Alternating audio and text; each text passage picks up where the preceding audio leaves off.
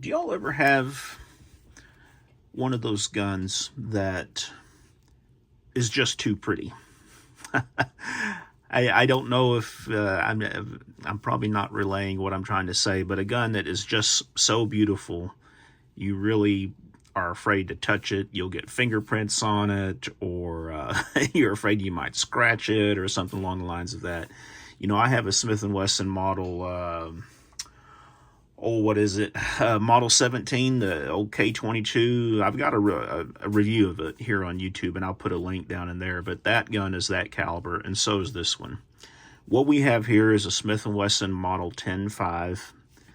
Smith is telling me this one was made in 1965, 1966 range. Probably 1966 from what I can tell on the serial numbers that I can find.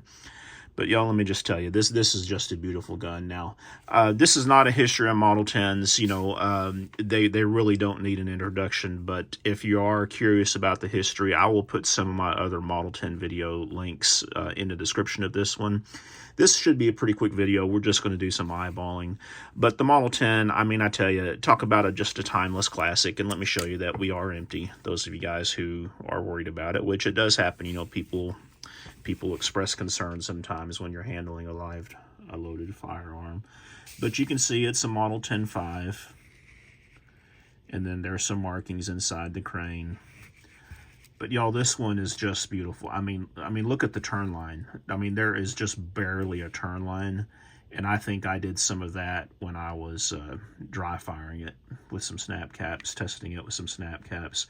Some few little scratches here and there on it and everything. But wow, this one is just in amazing condition. This was really one of my, what do you call it? Not my dream ones, but there's a phrase people use when they've got a particular model of something. It could be a knife, or it could be a firearm, it could be a gun that they've been running for so many years, and then they finally happen to get it. I can't remember that phrase right now, but that's what this one was for me. I wanted to have a Snubnose Model 10 for a long time. I really would have loved to find one that was my birth year, 1970. But you know what? Let's cut that out.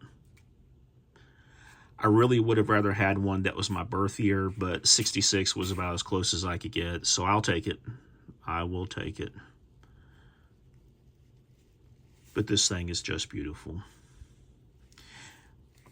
I will say, I do kind of wish it was the round butt, but I'll settle for a square butt. This formerly belonged, the story that I got, the gentleman I got it from in trade had bought it from Top Gun here in Houston, and it was part of a collection for one of the big car dealers in Houston. That the guy that owns several car dealerships here in Houston, and when he passed away, they ended up selling some of his estate firearms, and this was one of those. Now you can tell right here, it does look like someone did try to get this screw off at some point. This screw looks okay, so maybe that was just a rare slip. The plate looks good. You know, the plate looks pretty decent on it. It doesn't look like anybody tried to pry it up and everything. And it doesn't really, and again, we are empty, it doesn't really feel to me like it's had, maybe it has the typical good Model 10 trigger. Maybe someone has done some trigger work on it. I don't know for sure. But yeah, look at that case hardening on the hammer on this one and on the trigger. It's not showing up very good in video. And let me ask y'all a question too. I've got this kind of subdued lighting. Normally, I would have extra lights on like this so you could really see it. But when you get something with this pretty of a blued finish, I mean, it turns into basically a mirror, and you're seeing just a bunch of the lights reflecting off of it. We'll take a couple close-ups with those bigger lights on. I want y'all to tell me what you think, which one looks better, with the overhead light on or without.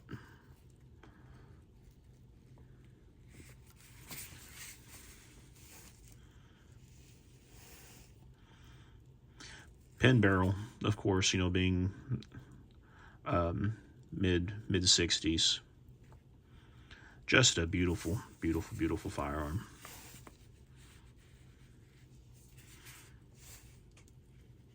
This is one of those ones that I'm going to have to be pretty damn hungry before I sell it or trade it or let it go. And there it is with more indirect lighting.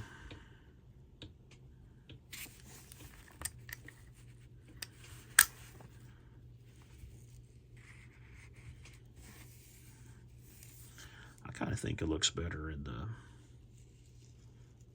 the more indirect lighting. But look at this, you can see the ceiling fan behind me. The light's reflecting on it, and of course the fingerprints and everything. But yeah, some of this old Smith bluing, I tell you, is just absolutely beautiful.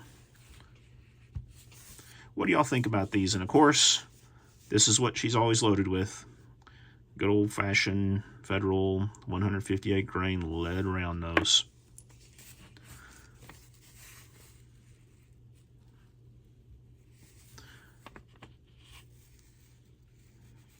So I hate to do a video that's less than 10 minutes, but you know what? I think I'm going to wrap this one up with this. Again, this was just some nice little eye candy today. Check out my other videos on the Model 10. I will put those links down in the description of this one if you want to know more about the history. And again, this is one of my grails. That's what they call it. I'm glad I thought of that.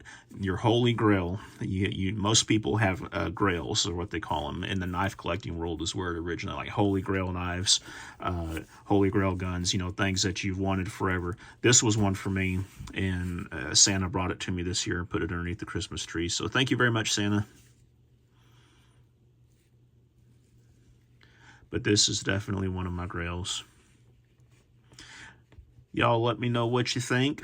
As always, please take the time to click that little like button, subscribe to my channel, and drop some comments down there. I'd like to hear from you. Be safe out there, folks.